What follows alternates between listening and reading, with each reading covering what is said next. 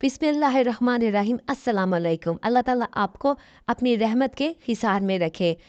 आज मैं बना रही हूँ मटन कोफ्ता कड़ी। बहुत ही बेहतरीन कोफ्ते बनेंगे, लेकिन आप देखिएगा वीडियो को कि ना मैंने कोफ्तों को उनकी बाइंडिंग के लिए ना उसमें कोई ब्रेड डाली है, ना मैंने बेसन डाले है और ना ही भुने चने का आटा डाला है। लेकिन फिर भी कोफ्ते ऐसे बने हैं कि उसको जितना मर्जी हिलाया जुलाया जाए वो बिल्कुल भी टूटेंगे नहीं, लेकिन खाने में बहुत ही नरम, जूसी और मज़े के बने हैं। और ग्रेवी उसकी कोफ्तों की बहुत ही स्पेशल और जैसे देग का सालन होता है।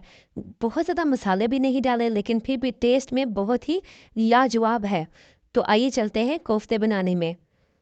सबसे पहले मैंने यहाँ पे देखे तकरीबन 2 छोटे साइज़ के प्याज ले लिए हैं, 3-4 सब्ज़ मिर्चें ली हैं, लहसुन है और साथ में मैंने डाले हैं 2 अदरक के पीसीस, छोटे-छोटे से पीसीस है।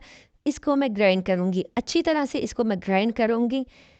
चॉप करके, चॉप ऐसा होगा जैसे बिल्कुल ग्राइंड पेस्ट होती है, बिल्कुल फाइन तरह की, ठीक है? इसको मैं अच्छी तरह से चॉप करके तो इसका मैं पानी बिल्कुल ड्रेन कर लूँगी, ताकि इसके अंदर कोफ्ते बनाने के अंदर उसका पानी शामिल ना हो। ये देखें। और जो पीसेस थोड़े से प्याज के रह जाए उसको आपने निकाल लेना है या फिर दोबारा से चॉपर को चॉपराइज कर लेना है सारा। यहाँ मैंने लिया है मलमल का कपड़ा और इसके अंदर मैं ये सारा मटेरियल डाल दूँगी। मलमल के कपड़े को भी मैंने 2 तह में लिया है ताकि बिल्कुल पानी अच्छी तरह से निकल जाए, क्योंकि अगर आप सिंगल तह करेंगे तो उसमें कपड़ा फटने का भी डर होता है। यहाँ मैंने डबल करके कपड़ा लिया है मलमल का और इसके ऊपर मैं सारा प्याज का ये जो मैंने चॉप किया है, प्याज, अदरक, लहसुन वगैरह, इसको मैं डाल के तो इसका पानी ड्रेन कर लूँगी। अक्सर लोग यही गलती करते हैं, एक या तो प्याज, अदरक, लहसुन वगैरह इतना ज़्यादा डाल देते हैं कि उससे भी बाइंडिंग जो होती है कोफ्ते की वो भी टूट जाती है। और ये देखें, अगर आप इसको ऐसे ही कीमे में शामिल कर देंगे प्याज वगैरह, तो पानी देखिए कितना ज़्यादा निकला है इसके अंदर। ठीक है, ये इतना ज़्यादा पानी होता है और गर्मियों के प्याज में तो वैसे भी पानी की जो मिकदार होती है बहुत ज़्यादा होती है। अच्छी तरह से मैंने इसका पानी निकाल दिया है और पानी देखिए कितना सारा है। अब मैं इस कीमे को इसी चॉपर में चॉपराइज करूँगी, ठीक है? उसी के अंदर करके इस, हालाँकि ये मैंने मशीन का कीमा लिया है, तकरीबन 3 पाव के करीब कीमा है मशीन का, मटन का कीमा है। लेकिन फिर भी मैं इसको मज़ीद चॉपराइज करूँगी ताकि इसके जो रेशे है, ऐसे रेशा-रेशा कीमा हो जाए, तार सी आएगी इसके अंदर चॉपराइज करने से। अच्छी तरह से तकरीबन मैंने इसको 6-7 मिनट तक इसको चला के तो बिल्कुल इसको फाइन किया है, ग्राइंड किया है इसको। ये करने से ऐसा होगा कि कोफ्ते आपके बिल्कुल नहीं टूटेंगे, क्योंकि इसके अंदर इतनी ज़्यादा लचक आ जाएगी कीमे के अंदर कि वो आपस में बिल्कुल जुड़े हुए रहेंगे। इसी वजह से एक तो प्याज का पानी निकालने से, प्याज, अदरक, लहसुन का पानी निकालने से, और दूसरा कीमे को बहुत अच्छा फाइन आपने ग्राइंड करने से आपके कोफ्ते बिल्कुल टूटेंगे नहीं। ठीक है, अब इसी के अंदर मैंने नमक डाल देना है, लाल मिर्च डाल देनी है, जितने मसाला जात है मैंने वो सारे शामिल कर दें ताकि अच्छे तरीके से मिक्स हो जाए। ये है सूखा ज़ीरा, पिसा हुआ ज़ीरा है, सूखा धनिया है और इसके साथ मैंने लिया है गरम मसाला है।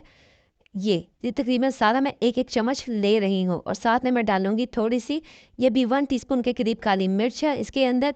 ये शामिल करके थोड़ा-सा इसको मैं बैलेंस करके तो इसको मैं अच्छे तरीके से चॉपर को चलाऊँगी ताकि ये सारे मसाले इसके अंदर यकजान हो जाए।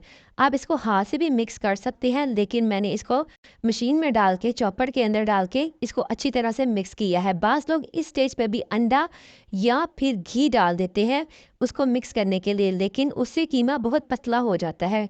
अंडा या घी आप हमेशा कोशिश करें कि जब आप कीमे को, मसालों को मिक्स कर लें तो बाद में शामिल करें, ठीक है? जैसे ये, अब मैंने इसको सारा, ये देखें प्याज वगैरह हर चीज़, मसाले मिक्स हो चुके हैं और कीमा देखें कितना फ़ाइन है।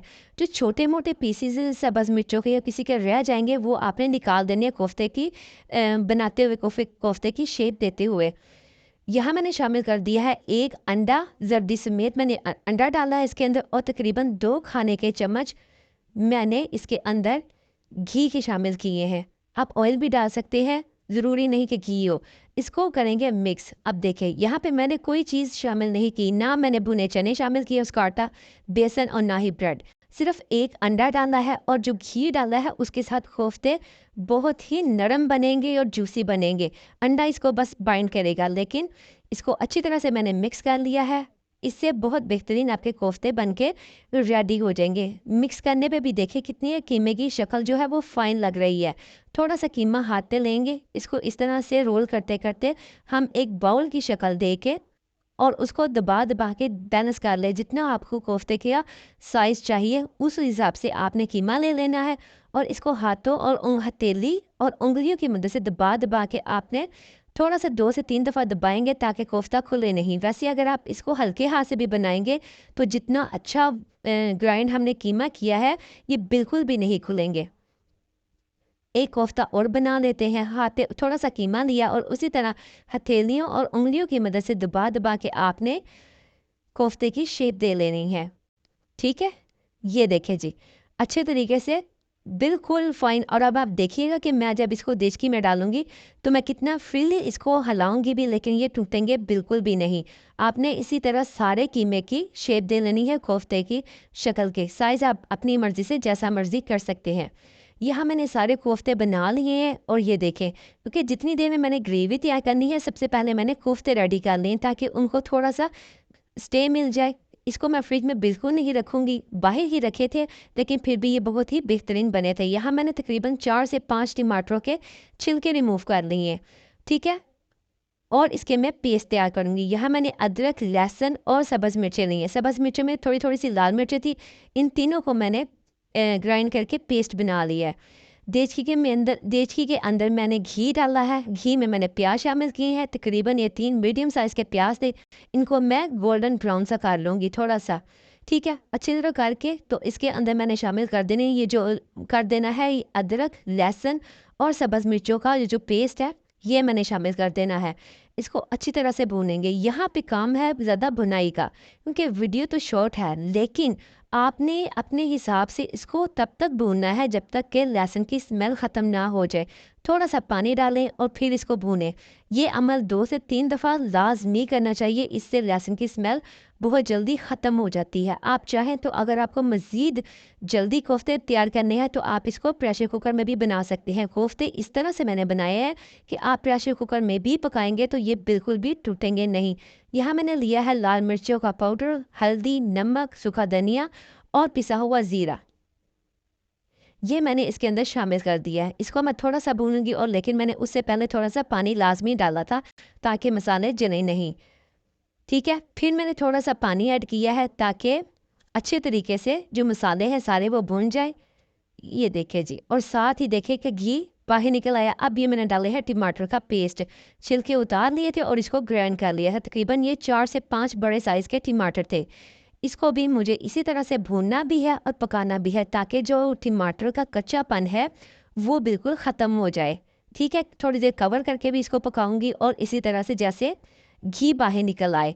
अब मैंने इसको मैं अगर मैं दोई के साथ भी भूनती तो मसाला अच्छा पीस जाना था, लेकिन क्योंकि मुझे थोड़ी जल्दी थी तो मैंने हैंड ब्लेंडर लिया है। हैंड ब्लेंडर के साथ ऐसा होता है कि मसाला बहुत ज़्यादा फाइन नहीं होता है।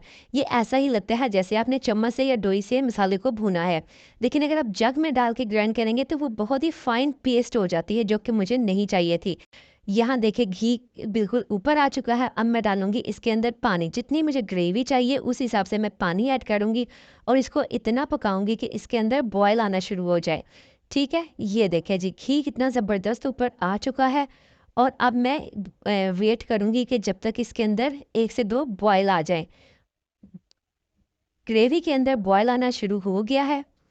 ठीक है, अब मैं डालूंगी जो पहले से मैंने कोफ्ते बनाए हुए थे वो इसके अंदर। इस तरह से मैं इसके अंदर स्लाइडली डालती जाऊंगी, हर तरफ से इस तरह से डालूंगी कि ताकि एक दूसरे के ऊपर ना आए। लेकिन अगर आप कितना भी फ्रीली, कोफ्ते हमारे ऐसे बने हैं, आप कितना भी फ्रीली इसको पकाएंगे जैसे मर्जी पकाएंगे ये टूटेंगे बिल्कुल भी नहीं। ये देखे सारे कोफ्ते 1 बाय 1 करके मैंने इसके अंदर शामिल कर दिए। ठीक है, और अब मैं इसको कवर करके बॉयल साथ साथ आ रहा है इसके अंदर, लेकिन मैं इसको आपको तकरीबन 25 से 30 मिनट के लिए तो आपको मैक्सिमम इसको पकाना ही है ताकि कोफ्ते अच्छे से गल जाए।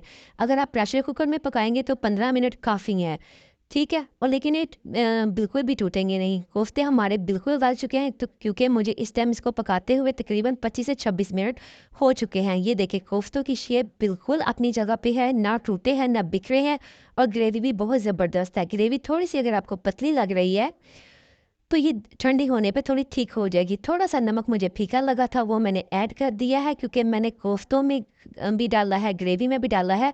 तो अगर आप पूरा-पूरा नमक डालेंगे तो हो सकता है वो थोड़ा-सा तेज़ हो जाए। थोड़ा एंड पे मैं डालूँगी गरम मसाला, और कोफ्ते हमारे रेडी हैं। बाज़ लोग सब्ज़ धनिया डालते हैं, हरी मिर्ची डालते हैं, वो मुझे इतना अच्छा नहीं लगता। आप चाहें तो डाल सकते हैं।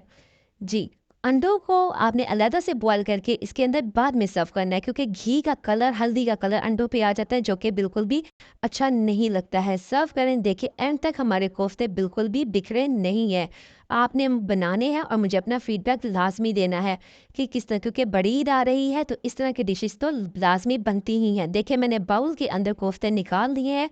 अब ये देखिए ग्रेवी कितनी थिक हो चुकी है, क्योंकि उस टाइम लग रही थी तो थोड़ी-सी ग्रेवी पतली-पतली, लेकिन अगर आप मज़ीद इसको थिक करना चाहते हैं या फिर इसको पतला करना चाहते हैं, वो टोटली अप टू यू है। अब इस स्टेज के ऊपर मैं इसके अंदर शामिल करूँगी अंडे, क्योंकि जब आपने सर्व करना है सालन, आपने अंडे तब ही इसके अंदर ऐड करने हैं या फिर सेपरेट रख